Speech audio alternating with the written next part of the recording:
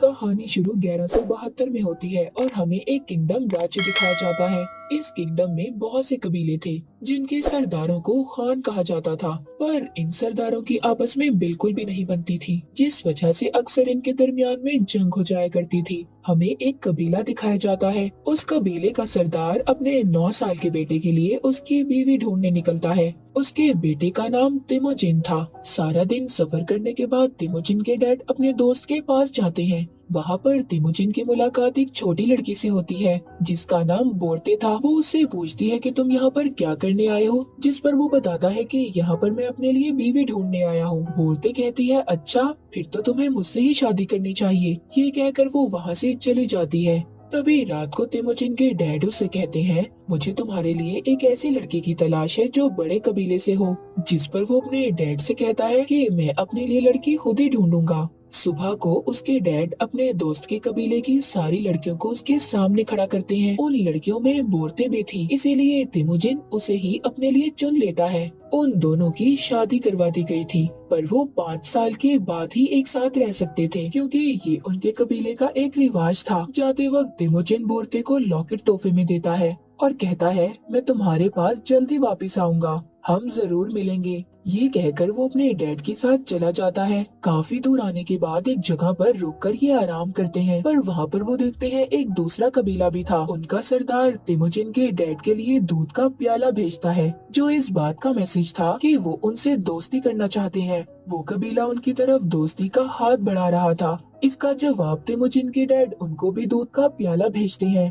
पर तिमोजिन के डैड का एक साथी कहता है कि पहले आपको किसी और को दूध पिलाना चाहिए। पर वो उस सरदार का भरोसा जीतना चाहते थे और सारा दूध का प्याला खुद ही पी जाते हैं। जब वो थोड़ा सा आगे जाते हैं तो तिमोजिन के डैड अपने घोड़े से गिर गए थे। गिरते ही उनकी मौत हो जाती है। यहाँ पर पता चलता है कि ये उस कबीले के सरदार की एक चाल थी। उसने दूध में जहर मिलाकर भेजा था। तिमोजिन के डैड के मरने के बाद उनके कबीले के सभी लोग उनकी लाश को छोड़कर वहाँ से चले जाते हैं, क्योंकि उनका मानना था कि अगर उन्हें जिंदा रहना है तो उन्हें किसी दूसरे मजबूत ताकतवर कबीले का हिस्सा बनकर रहना होगा। तिमोजिन के डैड के मरने के बाद उनका खास आदमी उनके कबीले के सभी लोगों को अपने साथ ले जाता है, साथ ही सारे जानवर भी अपने कब्जे में ले लेता है।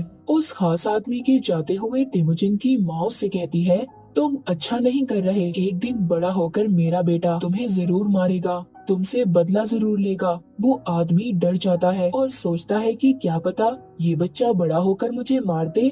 इसीलिए वो आदमी तिमोजिन को मारने का फैसला करता है, पर उनके कबीले के लोगों में ये रिवाज था, वो बच्चों और औरतों को नहीं मारते थे। इसीलिए वो आदमी तिमोजिन की लंबाई नापता है। वो एक पहिए से उसकी लंबाई नाप रहा था, पर तिमोजिन उससे बहुत छोटा था, इसीलिए उसको बच्चा करार देकर छोड़ दिया जाता है। वो आदमी जाते हुए तिमोजिन की माँ से कहता है, मैं अगले साल इसको मारने जरूर आऊंगा। थोड़ा सा वक्त आगे बढ़ता है और सर्दियाँ आ जाती हैं। तिमोजिन के पास छुपने की कोई जगह नहीं थी। सर्दियाँ शुरू हो गई थी। उसे अपने डैड की बात याद आती है कि दूर पहाड़ों पर हमारे देवता हैं जो हमारी मुश्किल में मदद करते हैं। तिमोजिन वहाँ जाने का फैसला करता है, पर जाते हुए उसका पाँव जमे हुए पानी पर आ गया था और वो पानी में गिर जाता है। वो डूबकर मरने ही वाला था। तभी वहाँ पर एक बच्चा आकर उसे पानी से निकालकर उसकी जान बचा लेता है और उसे अपने साथ ले जाता है।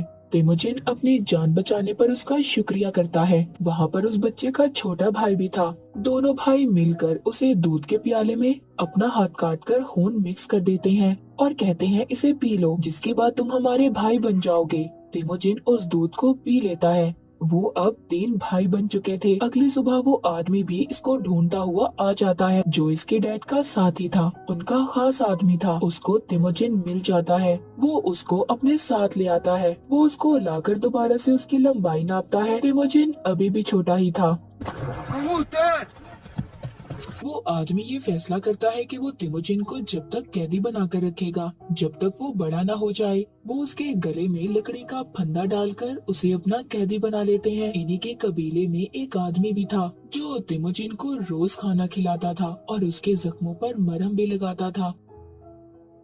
वक्त ऐसे ही गुजरता रहता है। वो आदमी जिसने इसे कैद किया था, वो जब इसकी लंबाई नापता है तो तिमोजिन अभी भी छोटा था। एक दिन बहुत तेज बारिश हो रही थी। सब लोग अपने अपने खेमों में चले जाते हैं। वो आदमी जो इसका ख्याल रखता था, इसको खाना खिलाता था, वो इस बात का फायदा उठाकर तिमोजिन को आजाद कर देता है। कहता है भाग जाओ यहाँ से। वो भारी फंदे के साथ वहाँ से चला जाता है। भागते भागते वो बहुत दूर आ चुका था। वो उस पहाड़ के देवता तक पहुँच जाता है जिसके बारे में उसके डैड ने भी बताया था। उधर ये एक भेड़िए को देखता है और अब इसका वो लकड़ी का फंदा भी खुद ही खुल जाता है। कहानी थोड़ी सी आगे बढ़ती है। हम देखते हैं कि तिमोजिन अब बड़ा हो चुका था, पर वो अभी भी उन्हीं आदमियों से भाग रहा था जो इसके डैड के खास आदमी के साथी थे, जो बचपन से इसके पीछे पड़े थे। वो अभी भी इसकी जान के दुश्मन थे, मगर आखिरकार वो लोग इसको पकड़ ही लेते हैं। इसको बिल्कुल वैसे ही कैद कर दिया जाता है जैसा इसको बचपन में भारी लकड़ी के फंदे से पकड़ा गया था। तिमोजिन की उम्र और लंबाई दोनों बढ़ चुकी थी और उसके मरने के मौके भी ज्यादा। पर वो आदमी उसको कहता है, मैं तुम्हें अभी नहीं मारूंगा, मैं चाहता हूँ तुम मेरे सामने अपनी जान की भीख मांगो। जिस पर वो जवाब देता है, मैं खुशी खुशी मर जाऊंगा, पर तुम्हारे सामने ऐसे कभी नहीं कहूँगा। ये सुनकर वो आदमी कहता है, अच्छा, मैं तो तुम्हें आराम से मारना चाहता था, पर अब मैं तुम्हें तड़पा तड़पा कर मारूंगा। जिसके बाद दोबारा से तिमोजिन को बांध दिया जाता है। उसके पास वही आदमी आता है जो बचपन में इसको खाना खिलाता था। वो अभी भी जिंदा था। एक रात जब उस आदमी के साथ ही जश्न मना रहे थे जिसने तिमोजिन को पकड़ा हुआ था, वो नशे की हालत में उसके पास आता है। इस बात का फायदा तिमोजिन उठाता है और उस आदमी को अपने गले के फंदे से मार मार कर मार देता है। उस आदमी की मौत हो गई थी।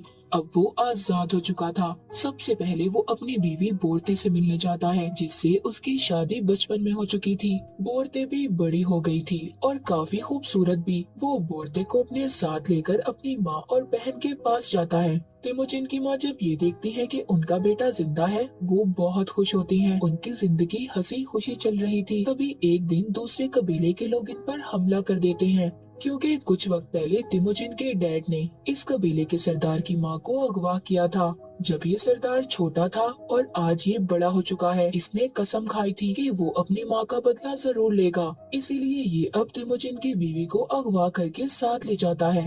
अब क्योंकि तिमोजिन इनका मुकाबला करने के लिए अकेला तो काफी नहीं था, इसीलिए ये मदद के लिए अपने पुराने भाई के पास जाता है जिसने इसे अपना खून दूध में मिक्स कर बचपन में पिलाया था। वो भी कबीले का ताकतवर सरदार बन चुका था। जब तिमोजिन इसको अपनी बीवी के बारे में बताता है तो वो कहता है, हमें उस कबीले से जंग लड़ने के लिए 1 साल चाहिए, क्योंकि वो बहुत ताकतवर है और हमें अपने लोगों को मजबूत करना होगा। इसी तरह दिन, महीने और फिर 1 साल गुजर जाता है। तिमोजिन अपने भाई के साथ उस कबीले पर हमला कर देता है। वो सब लोगों को खत्म कर देते हैं। एक टेंट में तिमोजिन को अपनी बीवी बोरते भी मिल जाती है, पर अब वो उस कबीले के सरदार के बच्चे की माँ बनने वाली थी। लेकिन फिर भी तिमोजिन उससे बहुत प्यार करता था, उसे गले लगा लेता है। जो कुछ भी उस कबीले को मारकर इसे मिला था सब लोगों में बांट देता है जो इसके साथ लड़ रहे थे, और उन लोगों के घर वालों को भी हिस्सा देता है जो इसके साथ लड़ते हुए मारे गए थे। उसकी रहमदिली को देखकर उसके भाई के कबीले के लोग भी इसके साथ शामिल हो जाते हैं।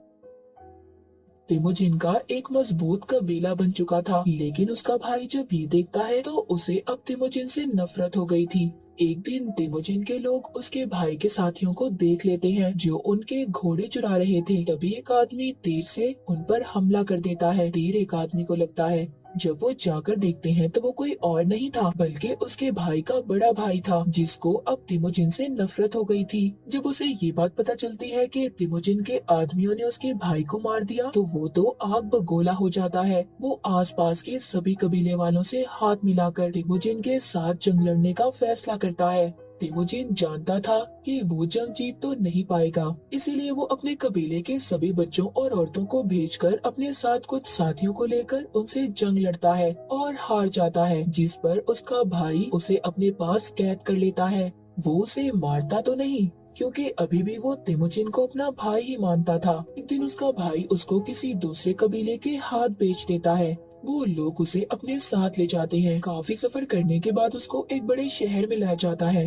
वो उसे वहाँ लाकर एक जगह पर बिठा देते हैं ताकि कोई तो उसे खरीद सके, पर कोई भी नहीं खरीदता। एक दिन इस सल्तनत का राजा इसे देखता है। वो इसे खरीद लेता है और एक पिंजरे में बंद करवा देता है जो इस शहर के बीचों बीच था, ताकि लोग इसका मजाक बनाए और इस पर अपना गुस्सा उतार सके। वो सिर्फ यहाँ पर तमाशा बनकर रह गया था।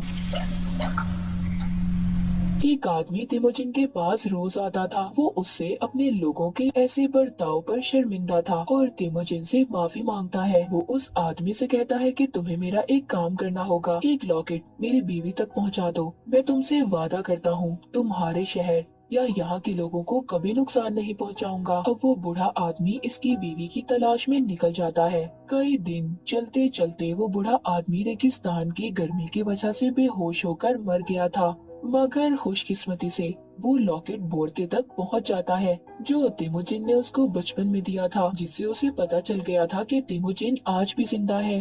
वो ये जानने के बाद तिमोजिन को ढूंढते हुए उसी शहर में पहुंच जाती है और वहाँ पर एक सिपाही को रिश्वत देकर तिमोजिन को आजाद करवा लेती है। वो देखता है कि उसका बेटा और एक छोटी बेटी थी। इनकी फैमिली अब पूरी हो चुकी थी। सब बहुत खुश थे। पर एक दिन तिमोजिन की बीवी कहती है सब सरदार ऐसे ही होते हैं, एक दूसरे को मारते हैं। ये बात तिमोजिन बहुत सोचता है और अपनी फैमिली को छोड़कर चला जाता है। वो ये फैसला करता है कि वो सभी कबीलों को इकट्ठा करके एक मंगोल राज्य बनाएगा। उसने ये फैसला कर लिया था और हर हाल में सभी कबीलों को इकट्ठा करना है। उसने 3 असूल बनाए। पहला, औरतों और बच्चों को नहीं मारा जाएगा। दूसरा, दुश्मनों से मरते दम तक लड़ेंगे। और आखिरी ये था कि कोई भी अपने सरदार को धोखा नहीं देगा। 1196 में हमें दिखाया जाता है जो कुछ तिमोजिन ने सोचा था कर दिखाया। उसने अपनी एक आर्मी बना ली थी, पर उसके राजा बनने में सिर्फ एक ही रुकावट थी, वो था उसका भाई। उसके भाई के पास भी बहुत बड़ी आर्मी थी। दोनों अब अपनी अपनी आर्मी के साथ लड़ने पहुंच जाते हैं। तिमोजिन अपने भाई के साथ लड़ना तो नहीं चाहता था, पर उसका भाई अचानक से हमला कर देता है। बहुत बड़ी जंग होती है, मगर तिमोजिन ये जंग जीत गया था। उसने अपने भाई के सभी लोगों को कैद कर लिया था। वो उन्हें मारता नहीं बल्कि अपनी आर्मी में शामिल कर लेता है, जो अब बहुत बड़ी आर्मी बन चुकी थी। तिमोजिन अपने भाई के पास जाता है, कहता है हमें लड़कर कुछ नहीं मिलेगा, अपना अपना राज्य बड़ा करने के उसमें हम मारे जाएंगे। उसका भाई कहता है अगर मैं तुम्हारी जगह होता तो पकड़ी हुई आर्मी को मार देता। उसकी और तिमोजिन की सोच बहुत अलग थी। उसने अपनी सोच की वजह से सब कुछ गवा दिया, जबकि तिमोजिन ने अपनी सोच की वजह से सब कुछ हासिल कर लिया। जिसके बाद तिमोजिन अपने भाई को माफ करके छोड़ देता है। बाद में हमें 1206 का सीन दिखाया जाता है। तिमोजिन अपने राज्य मंगोल का राजा बन चुका था। इसको चंगेज खान के नाम से आज भी जाना जाता है। उसने सभी जुल्म करने वाले किंगडम राज्य के खिलाफ जंगें लड़ी। उसको ताकतवर और बहादुर राजा माना जाता था। और इसी के साथ तिमोजिन की बहादुरी की कहानी